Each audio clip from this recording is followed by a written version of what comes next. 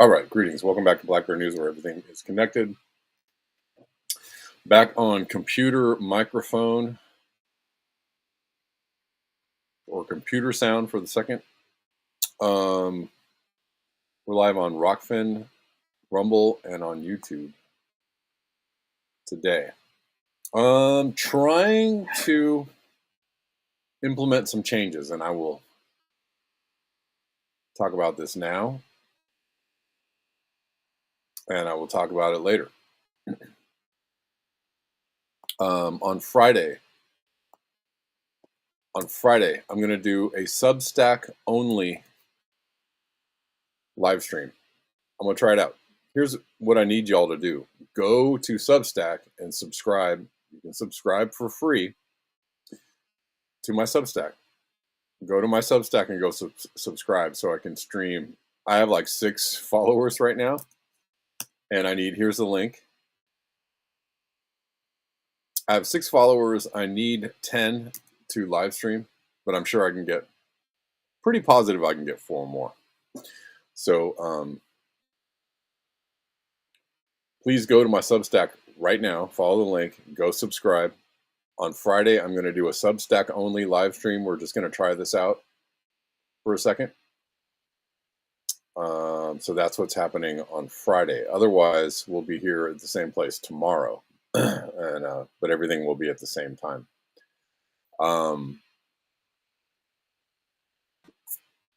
Just trying to change things up a little bit here and there, and kind of get myself situated on the Substack platform a little more. I started an account, but I haven't really done anything there. But I feel like I need to do more. Just do more.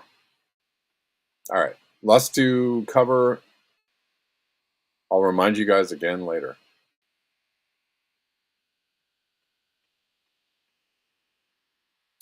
Um, I think you can subscribe to Substack. You can do a paid subscription too, I think. I don't know if I have that set up yet, but maybe you want to. But you don't have to. You can do a free one for now, and then we'll figure out all that other stuff later. It's kind of like Patreon, same deal, same diff.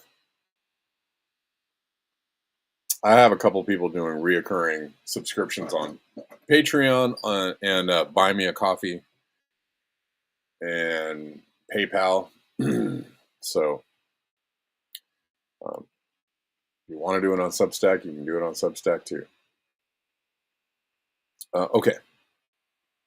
I feel like I don't really have enough coffee for today's show, but that is neither here nor there. Speaking of Substack, I think, was this hemp car? I just want to read through the Substack a little bit.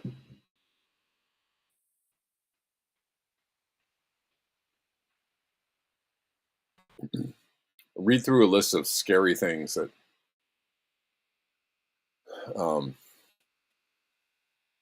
that the aliens have been working on.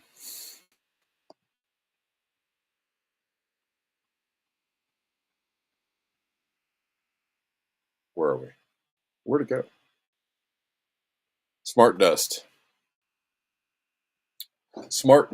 leaflet. I think this is hemp car, aka Jacob Greismer. If I have the handle wrong, just correct me, please. Smart Dust leaflet, National Library of Medicine, microwave radio frequencies, 5G, 6G, graphene nanomaterials, technologies used in neurological warfare, scientific literature with no conflicts of interest, shows that even below the limits defined by the International Commission on Non-Ionizing Radiation Protection, microwaves from telecommunication technologies cause numerous health effects: neurological, oxidative stress, carcinogenicity,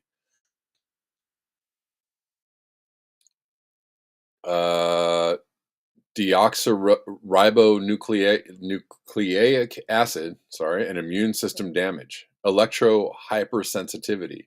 The majority of these biological effects of non-thermal microwave radiation have been known since the 1970s. Speaking of which, I have a video for this.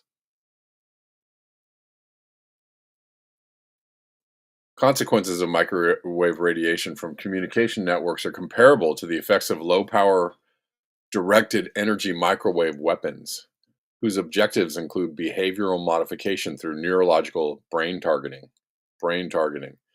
Above 20 gigahertz, 5G behaves like an unconventional chemical weapon.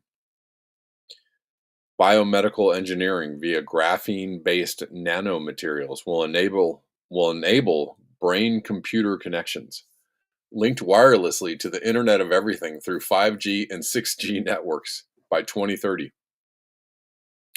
And artificial intelligence gradually leading to human-machine fusion before the 2050s.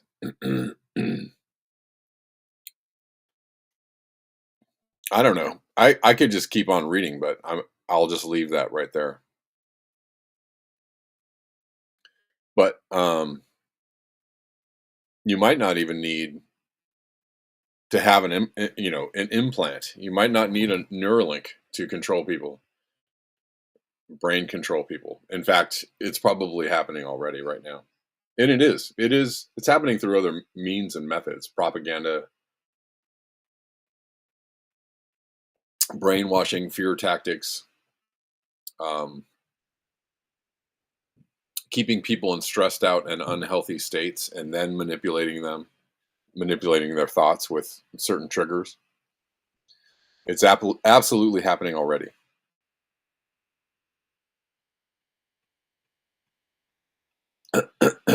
There's, I look through at Hemcar, and um, I think there's some other things in there that I might possibly want to read too. But, I mean, I've read through it. I read through some of those posts already, just not out loud.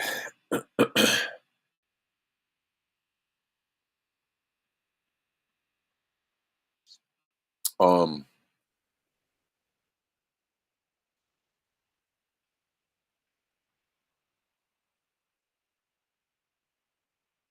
Anyways, we'll move on from that.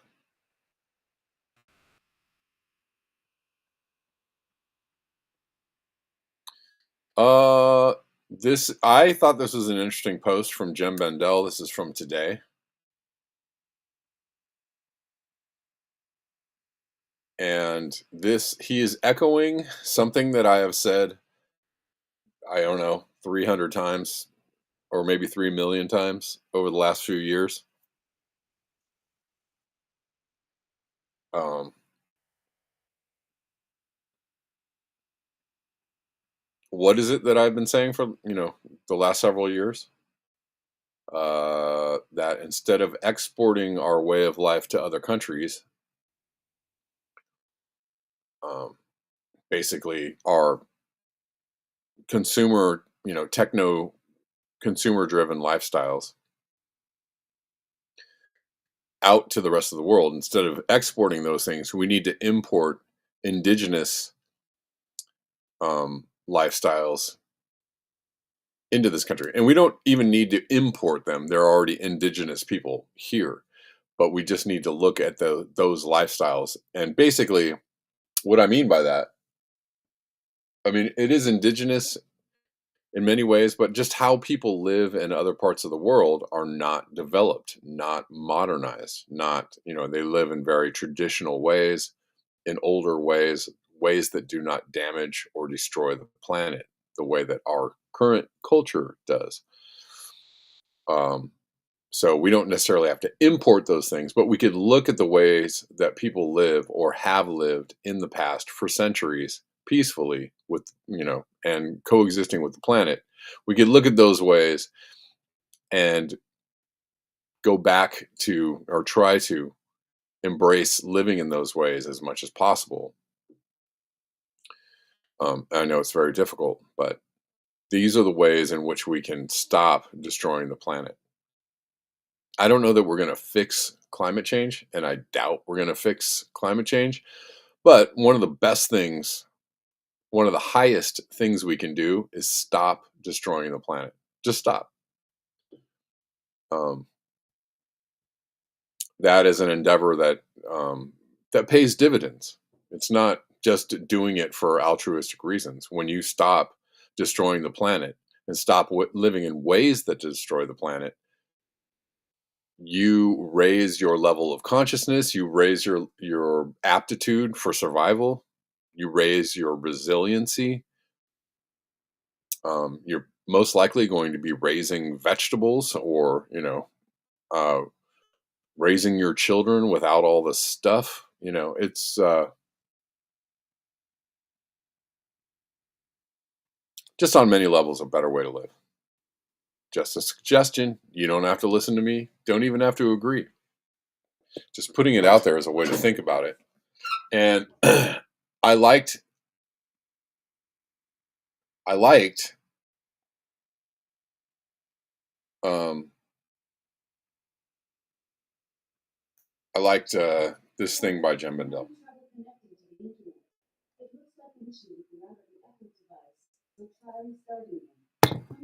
Give me 1 second.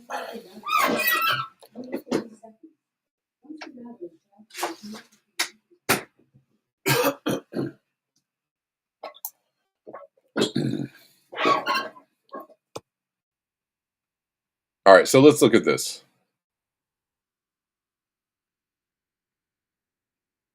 Indigenous wisdom for an era of collapse. I'm noticing increasing Western engagement with Indigenous teachings and elders. One reason might be that as people wake up to societal collapse, they reconsider deep assumptions in their culture and are open to learn more from the wisdoms of Indigenous cultures. That seems like a great thing, but like anything, there are both benefits and pitfalls. Something I've mused on for a while, so I'd like to share a few thoughts with you. For decades, some strands of the Western environmental movement cited the wisdom of indigenous cultures from Aboriginal Australians to Native Americans and many places in between. Then, like me, they largely failed to integrate such wisdom into life choices and professional or political activity. Even the environmentalists who work in solidarity with indigenous peoples have tended to bring their own assumptions and interests, which then distort the teachings, insights, and ways of being in the world. That is not only due to modernist ideologies of progress, hope, and happy endings, but also from the distortions that can come from privilege. Let's face it, the middle classes and elites tend to be the ones in the West who make time to learn from indigenous cultures. The theories of social change favored by the privileged everywhere tend to be that education, awareness, and reform are what matters. That makes organizing to resist and reclaim power to meet basic needs and aspirations in more independent and self-reliant ways a secondary concern, if at all. I know of that strategic preference because my past career was shaped by it. Without these filters, I wonder what more we could learn from listening to and experiencing with those people who live with a different cosmology and who experience life differently to our urban commercial norms. We were all indigenous once. Sadly, in the West, we have had our own nature based spiritualities oppressed and our opportunities for transcendent states of consciousness taken from our cultures. Our abilities to feel the consciousness of wider nature were lobotomized from our psyche, and we have been numbed to the pain of the destruction through the lie that life is a machine, not a mystery. So the rise in interest and engagement with indigenous peoples and their wisdom is an awakening of our hearts and minds towards a great lack and yearning that comes from the deep heist that stretches across millennia. This awakening could be helpful for everyone. For instance, more of us could become defenders of the indigenous lands, people and ideas that are threatened today, ironically due to the metal demands of the sadly spurious green transition. However, we can be cautious to avoid engagement with indigenous peoples being instrumentalized in promoting an ineffective and identity preening environmentalism in the West. With those provisos, I have been delighted to see Western NGOs promote the ideas of an indigenous elder who is sharing powerful insights for this new era of collapse. Arkin Lushwala was consecrated from a young age to be an Andean healer and ceremonial leader. One of his homes is the sacred valley of Cusco in Peru, where he is a member of the indigenous community of Cotataki or Cotataki. He was recently interviewed by the Pachamama Alliance. Arkin shared that it's important for humanity to remember ourselves because we have forgotten so much of the original wisdom of humanity, and that was cultivated in relationship with the earth and the universe, with all our relatives in nature and sacred allies that we have in the spirit world. Arkin went on to explain that as a result of this forgetfulness, many people today see the state of the world and feel as if humanity is a mistake of nature. Because, as Arkan puts it, this is how we come to know who we are and how we can participate in the well being of all life just by being ourselves. Arkin's words are an important reminder for those despairing environmentalists who are drawn towards misanthropy or misanthropy, however you like to say it. Anyone condemning the human species because of the destructive behaviors of a culture and system that became dominant in the last 500 years of our species' 300,000 years existence is ignoring the ways of life of indigenous peoples today, as well as the huge history of humanity. It is when our egos desire to feel less pain through condemnation and dismissal, and therefore through numbing, that we are drawn towards misanthropy. Instead, waking up from delusion to remember who we truly are and escaping the economic system that demands our contribution to that delusion is central to a people's environmentalism, not an authoritarian or technotopian one. It's the essence of eco-libertarianism that I describe in Breaking Together. It means we might all begin to become indigenous again. Therefore, I was delighted that Arkin wrote a foreword to the Spanish version of my book. Indigenous peoples have known for a long time that the collapse of human society is approaching, triggered by the breakdown of the balance of nature. We know this because we feel our Mother Earth, because we know how to listen when she speaks to us. Our wise Koji brothers, for example, have been sending messages to the world for many years, announcing the urgency of changing the destructive aspects of the modern world. Change, or face total collapse, seems to be the alternatives we have today. In a colonized world dependent on modern science, this work by Jem Bendell, the result of a serious and profound research, delivers the truth to those who are not used to listening to our indigenous voices or to the earth itself. Thanks to the work of Jem Bendell, we can clearly see we have reached a point where adapting to the changes in the world also means adapting to collapse. And with great generosity, Jem Bendell gives us what we need to learn to make this possible.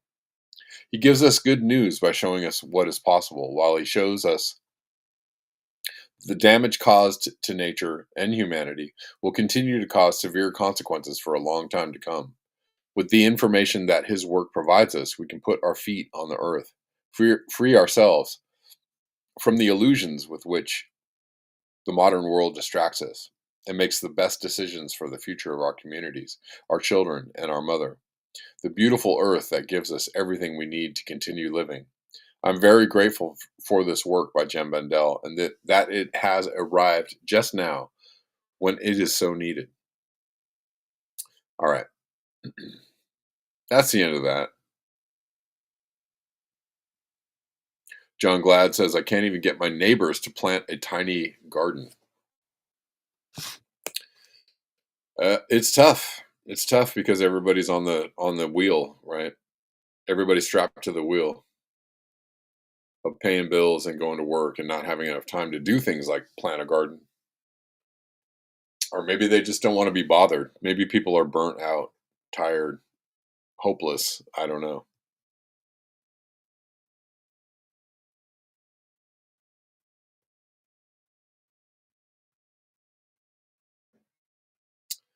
Um, but good ideas from Jem. All right. So let's look at the bait and switch Trump administration, the baiting and the switching. And although some of the things that they have promised, they are, they're politicians. So politicians, when is a politician, when is a politician lying? When can you tell? It's when their mouth is open.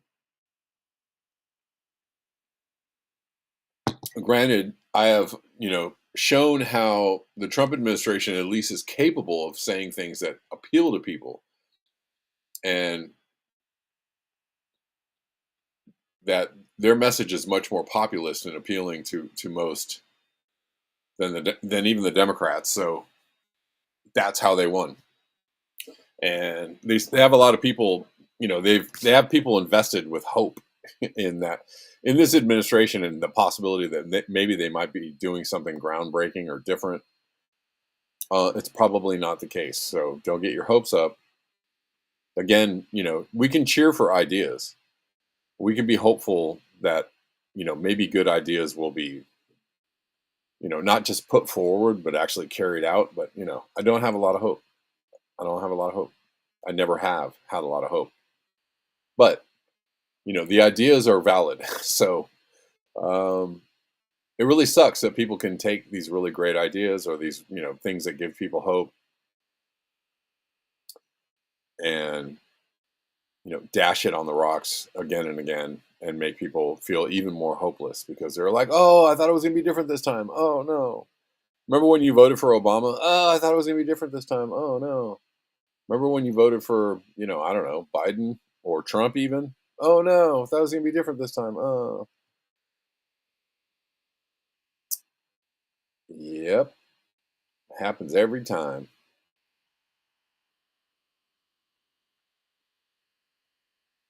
Happens every time. Anyways, let's look at this. Michael Tracy pointing out that this is why it was dumb and premature for everyone to get all frantic about the Trump-Zelensky verbal spat last week. Remember, they were, Trump was calling him a dictator, and Zelensky was like, F you, Trump. What was the underlying policy result? The U.S. and Ukraine agreed to a bilateral pact that codifies long-term U.S. financing and a de facto security guarantee to keep U.S. weapons flowing. Trump says Ukraine can fight on, and now Trump is framing the continuation of U.S. support as a great deal for U.S. taxpayers because now we're supposedly going to make a lot of money from rare earth minerals in the Donbass. And this is disgusting. This is one of the most cynical of moves by the Trump administration because they were talking about a peace deal or a peace agreement. And I don't know, maybe there will be an end to the actual out and out fighting. Maybe security guarantees just means that security, will help you. There is a negotiation in the works, a peace negotiation in the works. I think that's, it's great. But they're tying these, the continuation of weapons, supplying weapons, and, this doesn't necessarily bode well for a peace agreement. Sorry, I'm going to keep on looking at this. Trying to. So he's in another post. He says after Ukraine agrees to the mineral deal, Trump says in return Ukraine receives the right to fight on. So that's not a peace agreement. He boasts that he was the one who first gave javelins to Ukraine, which wiped out a lot of Russian tanks. He says U.S. weapons could continue to flow to Ukraine for a while. With Ukraine and this mineral deal, what does Ukraine get in return, Mr. President? $350 billion and lots of equipment, military equipment, and the right to fight on, and originally the right to fight. Look, Ukraine, I will say they're very brave and they're good soldiers, but without the United States and its money and its military equipment, this war would have been over in a very short period of time. In fact, I was the one that gave the javelins. You remember the famous javelins? That was me. That wasn't Obama. It wasn't Biden. It wasn't anybody else. It was me. And they wiped out a lot of tanks with those javelins. And the expression was that Obama gave sheets and I gave the javelins. That was a big deal at the time. It wiped out. That was the beginning when people said, wow, that's something. Well, that was American equipment. Without American equipment, this war would have been over very quickly. And American money, too. I mean, a lot of money. So that war-fighting equipment and the ammunition, that's sustained going forward for Ukraine, and how long is it sustained? Well, it could go forward for a while, and maybe until we have a deal with Russia. Look, we need to have a deal with Russia, otherwise it's going to continue. But now when Americans put up their money, the taxpayer money, and the president approves it, we're getting our money back in some form. But it could go on for a while, or it could be settled quickly. I think it's going to be settled quickly. I spoke with President Putin. I think he wants to settle it and wants to get on with life. Okay. A lot of mixed messages there. Again, I'm hoping for the end to the war. Personally, I would like to see an end to the conflict. I think a lot of people would. But the fact that he's, making a deal for rare earth minerals in trade for U.S. support in arms is disgusting, gross. That's, I mean, I guess, on a baseline level or a basic level, he's just showing the face of what it actually is, which is something that is enriching us. This war is enriching us. It's a business deal. It's a business proposition, and people are losing their lives for the sake of a business proposition, which is absolutely disgusting.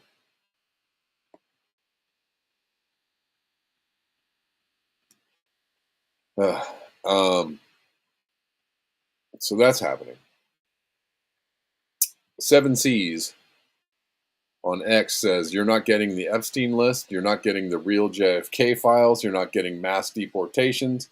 By the way, I just saw, for the people that think mass deportations are going on, and this is why, confirming my statement that the whole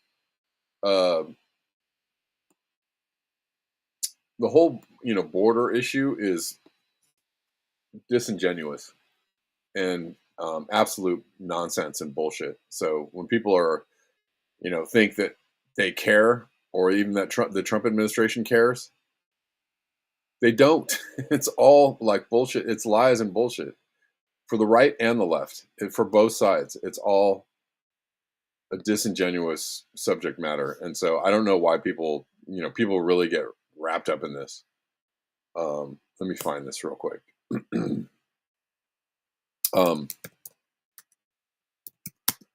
Right now, I know that everybody's all up in arms, and there's, people protesting the Trump, the ICE roundups and all that kind of stuff. And, people are scared and not showing up to work. And, we have at least videos showing people getting, arrested or deported. It's not happening. The Trump administration right now has deported less people per day than the Biden administration did during this time, during this time in their administration. So what the F is actually happening? Based statistically on what is going on, this is all just a big show. This is all just like, right? So what has been happening in the Trump administration? Oh, we're going to do this thing. Oh, no, we're not doing it. Oh, this is what's happening. Oh, no, that's not really happening. I know that people are actually losing their jobs. Some people are actually getting fired. Some people are losing funding, if only for a moment, if only for a temporary time period. So think what you want about this, or be confused. I am confused.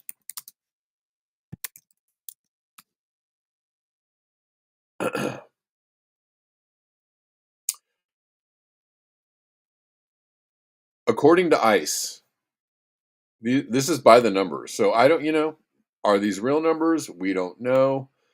But this certainly looks strange. If you're, wondering what is going on, if you're like, yeah, deport them, people, or like, oh my God, everybody's being deported.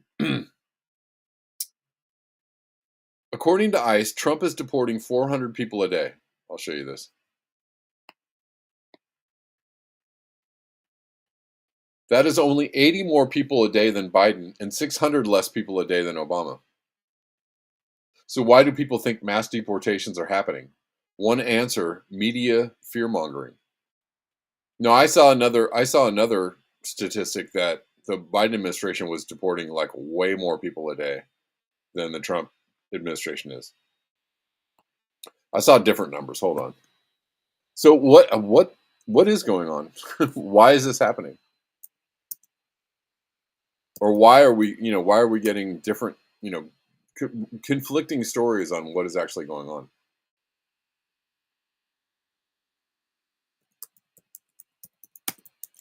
We know that in his first administration, Trump deported less people than Obama did.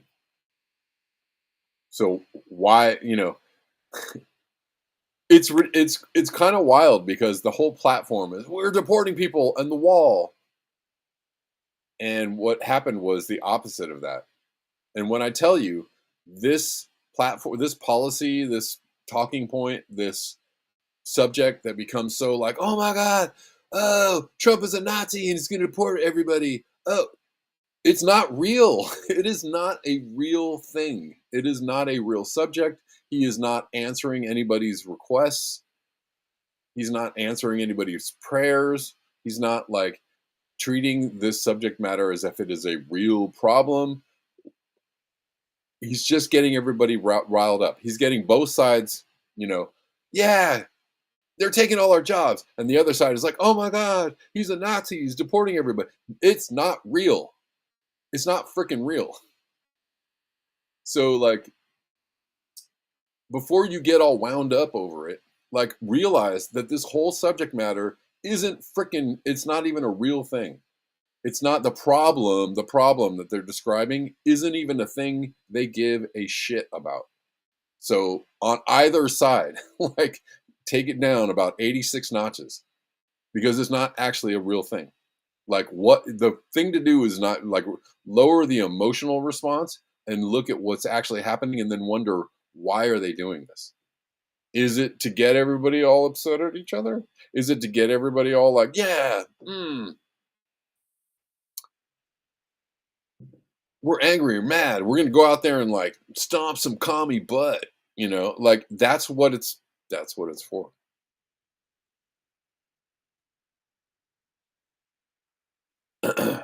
That's what it's for. Hold on. Let's see if we can find an actual news article here. Yep. This is from Reuters. So, regardless of what you heard, this is apparently this is the numbers. Again, are we trusting Reuters? I don't know. Have your suspicions and be skeptical. Always. Trump deporting people at a slower rate than Biden's last year in office. Okay, Biden's last year in office. So this is what we are comparing it to. Biden's last year in office. And this is from 4 days ago. Donald Trump deported 37,000 people during his first month in office, according to the numbers. Previously unpublished. U.S. Department of Homeland Security data show far less than the monthly average of 57,000 removals and returns in the last full year of Joe Biden's administration. So they're saying that they're trying to bring the numbers up, according to the Trump administration. I'm telling you, they're full of shit and they don't care. They don't care because it actually allowing illegal immigration actually coincides with what they're always trying to do, which is undermine the earning power of people in general, everyone, right? So that's what they're trying to do is suppress wages, and keep the flow of all the money going towards the top 1%. That's the goal, always the goal. That is the baseline goal of every administration, Democratic or Republican, period. The end of story. If you want to debate it, come at me. Like, that's the baseline goal. So the whole like conversation around illegal immigration is absolutely bullshit. Absolutely bullshit. Absolutely meaningless, because whatever they say they want to do to fix the problem is not what they're intending to do. And so just realize the truth of it. Just understand the truth of it before you get all like, oh, like, just understand that's the truth. And that they're using, people as pawns. Basically, they're using American workers or people that feel like they're not, being treated well as a worker in America. as pawns, illegal immigrants as pawns. They're all pawns in a game, in the Ponzi scheme. Huh, like what I did there? So let's look at this. Donald Trump has deported less people in his first month in office than Biden deported in his last month in office. So you should know immediately by those numbers that this whole subject matter is bullshit. It's all bullshit. And they're like, yeah, we're going to deport a lot more.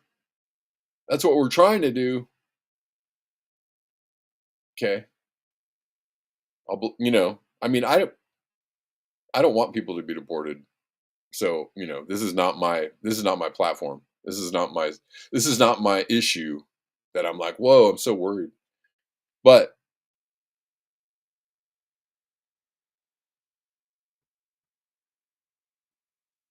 let me see. Sushi Gang says, what do you mean? Explain.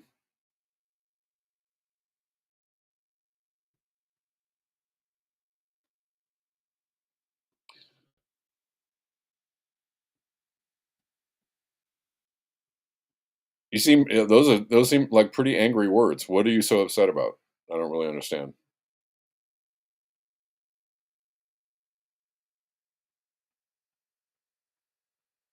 I mean, I don't understand your point. I mean, like you seem like upset at me about something, but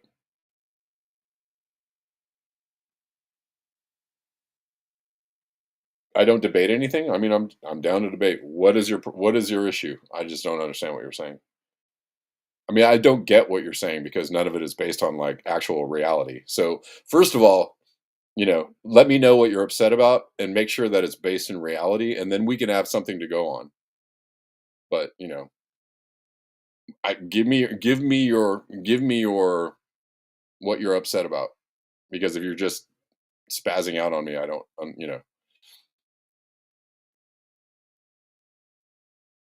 I'm not repeating the mainstream media. In what way am I repeating mainstream media? For one thing, that statement is not based in any way, shape, or form on reality. So, like rewind that one, and then, give me something else. But like I'm giving you what Reuters is telling you is saying is a reality. Again, like I said, if you were listening, be plenty skeptical of anything that mainstream media is telling you, which I say kind of every single day, probably 10 times a day. And so your statement doesn't have any reality in it. So first of all, align yourself with reality, and then bring me a point that you want to debate. Yeah, I say that every day, dude. Trump and Biden are the same. I say it every day. Have you not been watching this show? Again, if you want to debate something, that's cool. First of all, watch the show, listen to what I say, remember the things I say, comprehend the things I say, align yourself with reality, and then but like you're telling me that like somehow I think one is better than the other. You don't understand what I'm saying. So like I don't know. Yeah, clip your videos, dude. Clip videos. Please tell me what they are. Yeah, dude, you're fully like not even in reality right now. Like if I'm like, as I said earlier in this thing, like if somebody is really trying to end a war, like I support the idea of ending a war. That doesn't mean like I support ideas and things that happen, not people, not people, especially people that are lying to you about those things. So I don't know what you're saying. I don't understand what you're saying. Okay, anyways,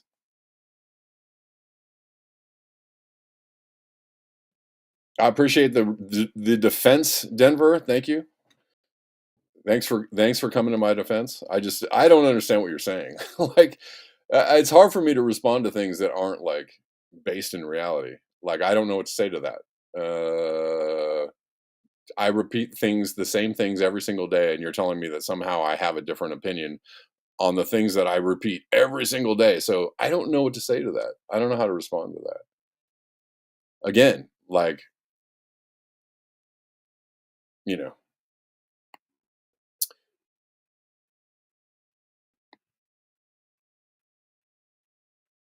I said Trump was anti-war. No, I said he posed himself as anti-war. Again, you have to listen. Yeah, I know. I don't think he's ending the war, but I have plenty of skepticism around that. I want the war to end. It would be great if the war ended. You're not even understanding what I'm saying. It would be great if the war ended, and I don't care who ends it, applause button. But as I just said, I just talked anyways, whatever. It's like it's hard for me to even. Yeah, I would like if he was saying things that were anti-war. Again, that's being popular. That's like saying things that are populist and appeal to people, right? That's just being a better liar, right? Like if I don't know. Some people are just really, Obama was a really effective liar. Like he was a really effective, he was very believable in the things he said, and people were like, "Oh yeah, man, I get it." I was taken in by Obama. Absolutely, I absolutely was an Obama voter supporter at the time. I just didn't know any better. Anyways,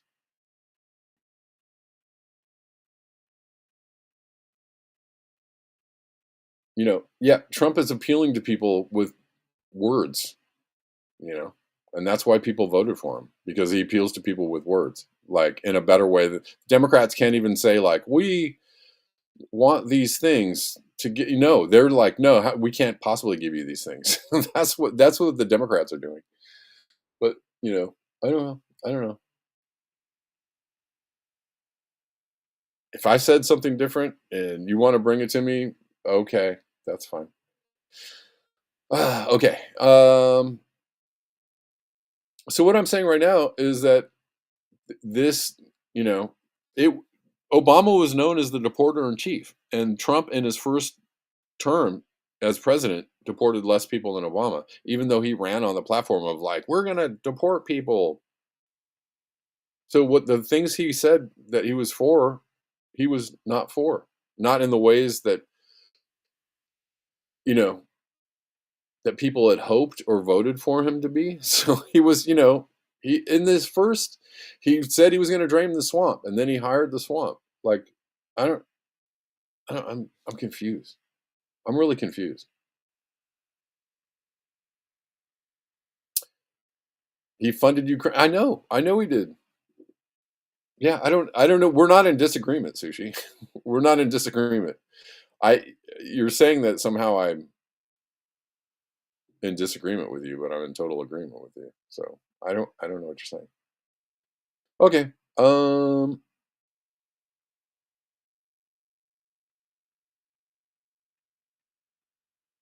I'm posing as an anti-war. He didn't start any wars, but he bombed the shit out of people in his first, you know, he said he wanted to get out of Syria and it never happened. And then he ended up bombing Syria. Said he wanted to get out of Afghanistan. Yeah, I think he actually was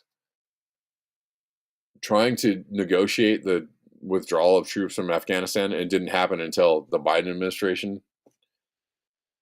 But that was something that the framework of was developed, under Trump. They probably, as a concerted Republican, like bipartisan effort, I think they wanted to end the Afghan war anyways because they wanted to because they knew Ukraine was starting. And there's a lot of people that are saying like, oh, they want to end the Ukraine war because they're going to do something else with China. I'm just trying to like elucidate what's going on to the best of my ability. If I'm failing in that in that job, I don't know. I'm sorry. I'm trying my best. I'm trying my best. Yeah, he did. Trump didn't start any new wars, but he continued. He continued a bunch of them, and he continued funding them. Yeah, and correct, correct. All right. Well, we can argue about this all day. Man, it's already the end of the show, and I only talked about like two things, which is frustrating. because I just don't have the 3 hours to do like 3 hour shows, or the 5 hours to do 5 hour shows, which some people do. I just don't. So, anyways, the Trump administration wants to deport more people. That's what they said, and that was the platform he ran on. But he's deporting less people than Biden did, and somehow they're acting like, well, the infrastructure just isn't in place. But I personally don't. I don't want people to be deported. That's not like my bag. I'm not like, yeah, deport. That's not my bag. Um, I'm just pointing out that the Trump administration is lying about the things that they said they were intending to do. So if you're a Trump supporter and thought that the idea of like deporting people, you know, lickety split was your bag, he's not doing it.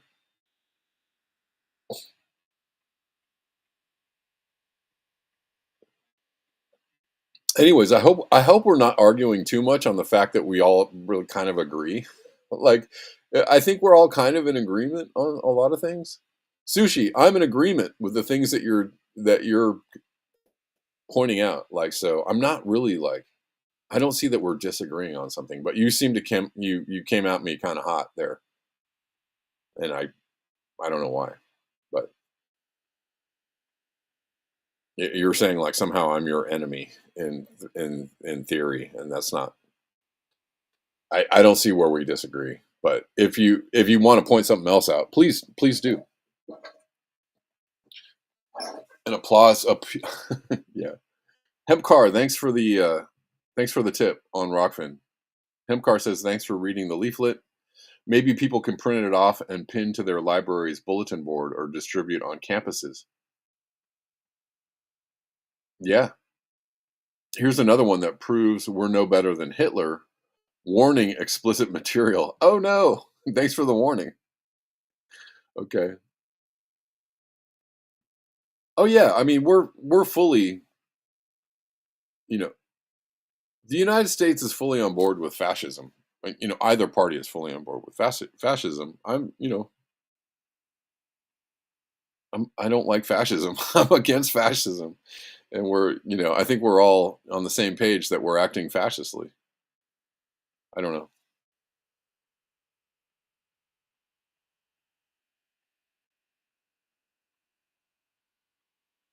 Yeah, man, Denver, you're right. You're right on. I'm not, hey, it's sushi, man. I'm not like, come on back or whatever. Like, we're not in I don't know. You had a lot of angry words for me, and I'm not really sure why, but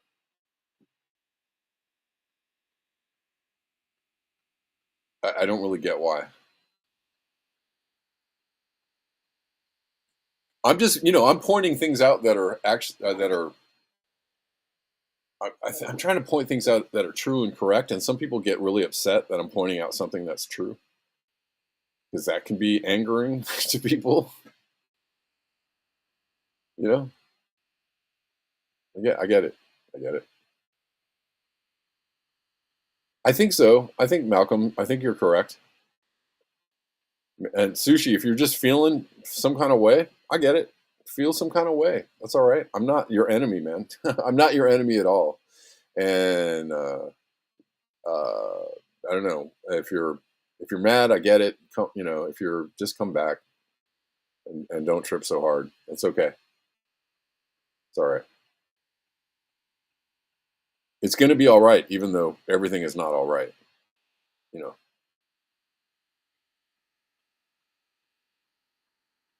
But yeah. Anyways, let's go back to Seven C's post because I got totally sidetracked by that post. You're not getting the Epstein list. You're not getting the real JFK files. You're not getting mass deportations. I just proved that you're not getting mass deport. If that's what you wanted, you're not getting that. I don't want that. You're not getting arrests of politicians. You're not getting peace. You're not getting lower taxes. You never got the wall, which you didn't the first time.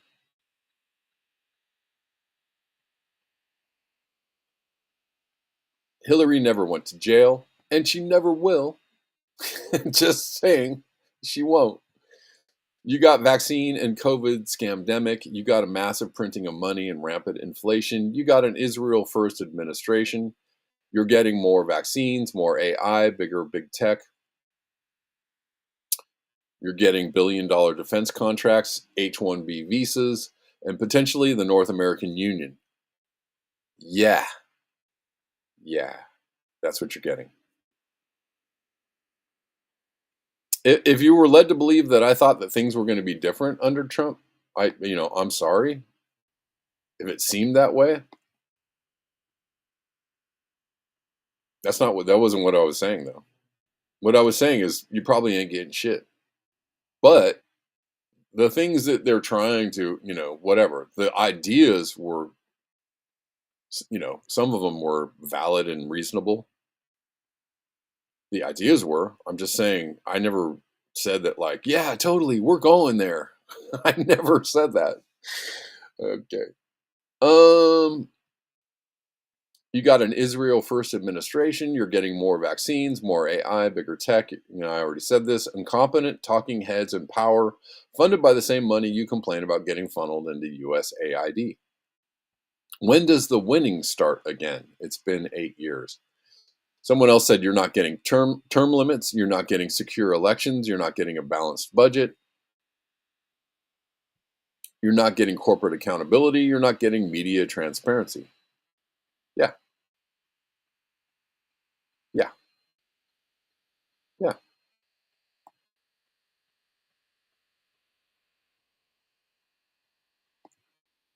Anyways.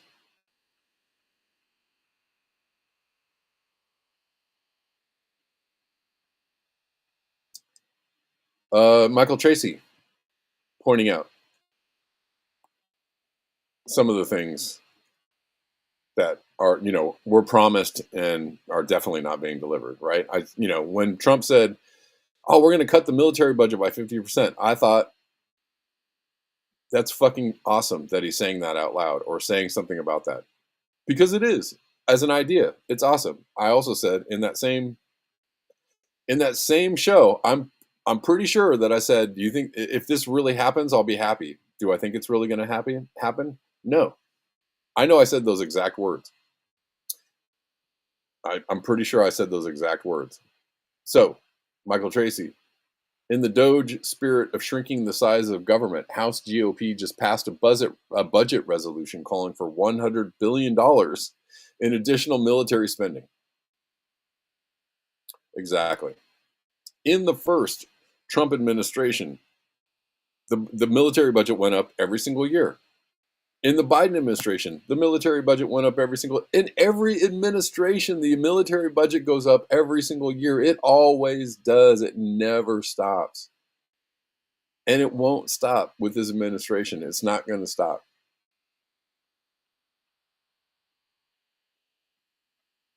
They want to steal the national parks? Of course they do. Of course they do.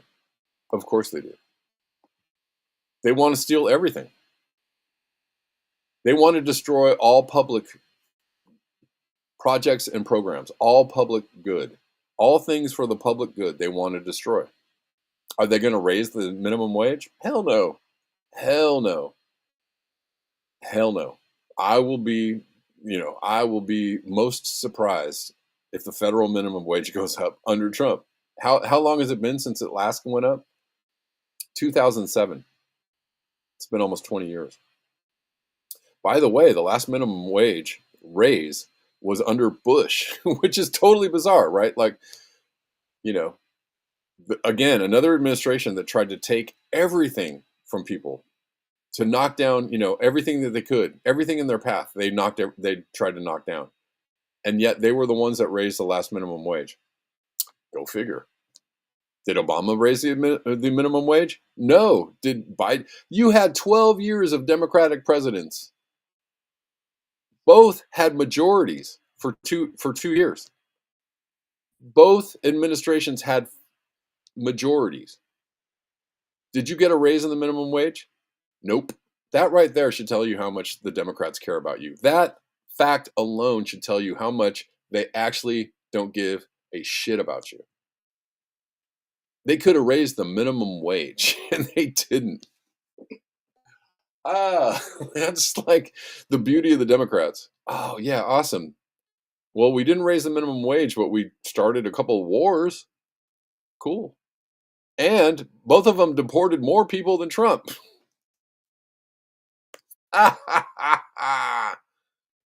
What a freaking joke. What a freaking joke. Anyways. So Trump isn't even deporting as many people as Biden did. Ah, but people are out protesting. That is what is the freaking biggest joke ever, ever, is that people are out protesting against how like kooky and crazy the Trump administration is, and yet the Biden administration and the Obama administration deported more people, and people were like, "That's fine, I'm cool, I'm good." That's how confused people are. That's how freaking confused people are, and on one level, it's not their fault because they're constantly being propagandized. But on another level, if you're not, astute enough to educate yourself on what's going on, then you get what you deserve. You get the fuck what you deserve. If you're not capable of reading past the first headline and paragraph of a news article, you get what you deserve. If you're not capable of finding a couple of other sources of what's going on, you get what you deserve. Damn it. It's frustrating. It's just frustrating. My God, man.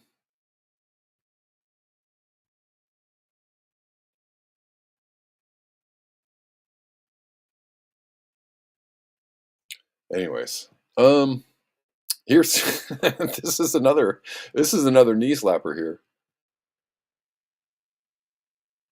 Savvy Sabs. Here's the Democrats doing their best, right wing shuffle for you. Maxine Waters, is out going, "We're not gonna cave. We're gonna fight these Republicans. They're so evil." And Savvy Sabs points out that Maxine Waters told homeless people to go home a few years ago. Maxine has all this energy when Trump is in office, but when people endured Medicaid and SNAP cuts under Biden because he cut Medicaid and SNAP, right? They gave people Medicaid and SNAP. They expanded under COVID. They expanded the coverage, and then Biden got in office and took it away, right? And people were like, hey, we kind of needed that. She was silent. She didn't say anything. She didn't have anything to say against the things that Biden was doing. And also Biden was up for, charging people more and cutting Medicare benefits and charging people more for the expanded Medicare benefits, right? Biden. Uh, um, she says both parties are corrupt. Abandon them. Abandon them. Abandon ship. Abandon ship. Here's Hakeem Jeffries. If you're wondering why Hakeem Jeffries isn't putting up a battle as America falls to a full-fledged tech bro fascism, here's your answer. AIPAC, BlackRock, and Lockheed. They are all corrupt. It doesn't matter what skin color they are. It doesn't matter what, sex organs they have. It doesn't matter. They're all corrupt. Jesus Christ. Y'all, jeez. Come on. Get it together. So he's getting all, $750,000 from AIPAC, a paltry 80 grand from BlackRock, getting something from Lockheed. Also, MetLife Insurance, there's your health insurance coverage, is going to Hakeem Jeffries, and Apollo Global Management. I don't know what that is. Anyways,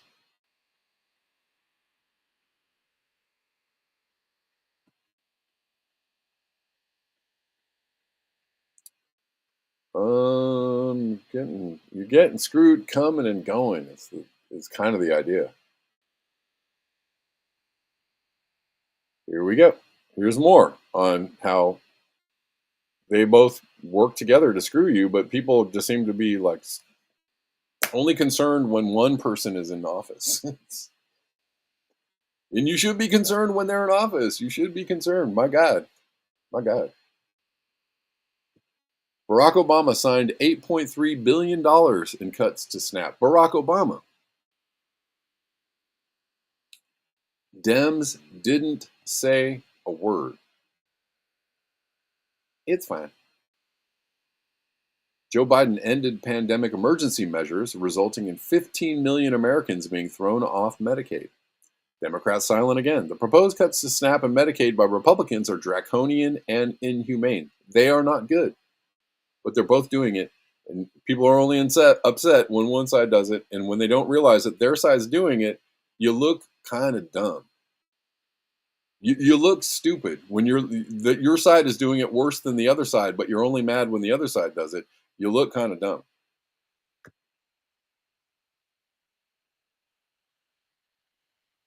If you're only speaking out when the GOP does it and either ignore it or make excuses when Democrats do it, it's probably not Medicaid and SNAP you really care about.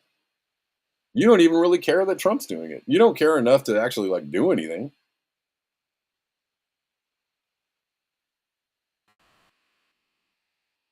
Not really. Just stand around and go like, I don't know. Oh my God, what's going to happen?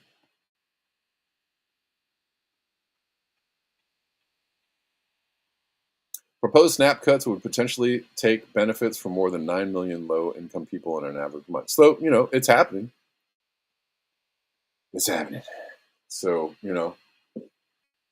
what are we going to do? What are we going to do? I don't know.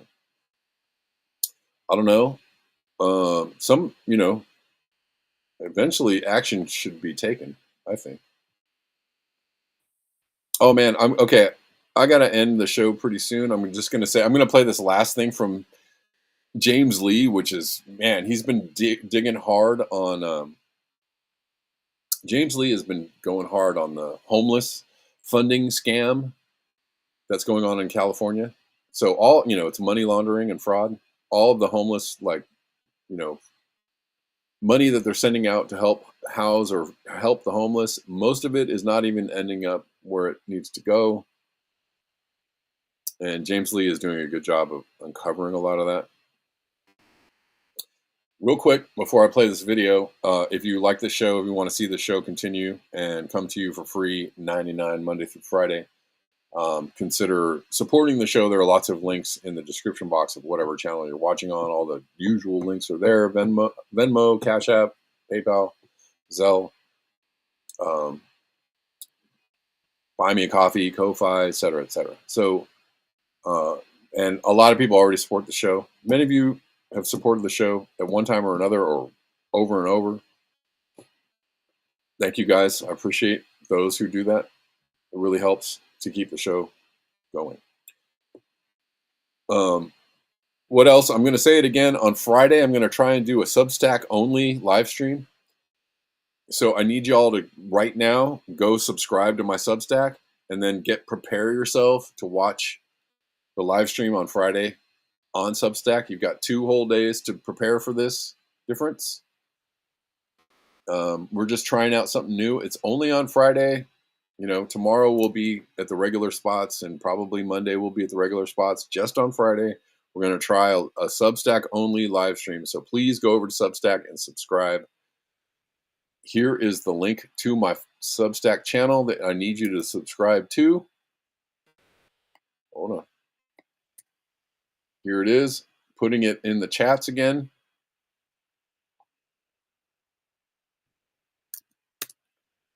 Thank you. All right, I'm going to play this from James Lee, and he has uncovered. Well, I think actually he didn't uncover it. He's just doing a video about it. I think it was from a news source, LAist. LA homeless officials caught embezzling millions. Embezzling millions. Let's watch this. This lady is Valicia Adams Kellum. She's the CEO of the Los Angeles Homeless Services Authority, in charge of managing over $800 million annually in federal, state, county, and city funds towards homeless shelters. It's a big responsibility, so they pay her a monster salary, $430,000 a year. And what's she been up to? Felicia has just been exposed for funneling millions of dollars worth of contracts to her husband. Quote, documents show that Valicia Adams Kellum, chief executive of the LA Homeless Services Authority, signed a $2.1 million contract and two other contract amendments with Upward Bound House, a Santa Monica-based nonprofit where her husband, Edward Kellum, works in senior leadership. And here he is, Director of Operations and Compliance. Compliance. The irony is not lost on me. And for context, $2.1 million is about a quarter of Upward Bound House's total funding. So I would say Valicia's generosity is quite critical for this organization. Except that organization may not be what it seems. Haley Maria Van Nuys wrote that, personally, she feels sorry for all the new homeless families coming into this program thinking they're going to get help when they're not. That place isn't there for helping people. It's a sad money trench with a homeless face to back it up. Don't donate and stay as far away as possible. Not shocking. For journalistic integrity, I must say that Adams Kellum has denied wrongdoing. A LASA spokesperson told LAist that the contracts had inadvertently ended up in front of Adams Kellum to sign. Except, she's done it 3 separate times, so not shady at all. The agency also said that they have pledged additional staff training to prevent future incidents. Such a joke. Yep. It's pretty wild. But that kind of stuff is going on all the time. Again, I don't know if she's a Democrat or not. Maybe she is. This isn't limited to Democrats.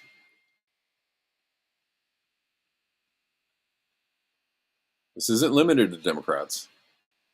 It happens everywhere, all over the place. But if you're in California, most people, a lot of Democratic politicians doing the same, money laundering dance that people do elsewhere, right? Okay, thanks, guys. I appreciate you. Thanks for tuning in. You all are the best. Please go over and subscribe to my Substack channel, and I will see you here on the regular channels tomorrow at 12 p.m. And we'll do the whole thing again and try and get to the bottom of this mess. There is no bottom. It's bottomless. It's endless. It's just a black hole. All right, guys. Appreciate you. Peace out.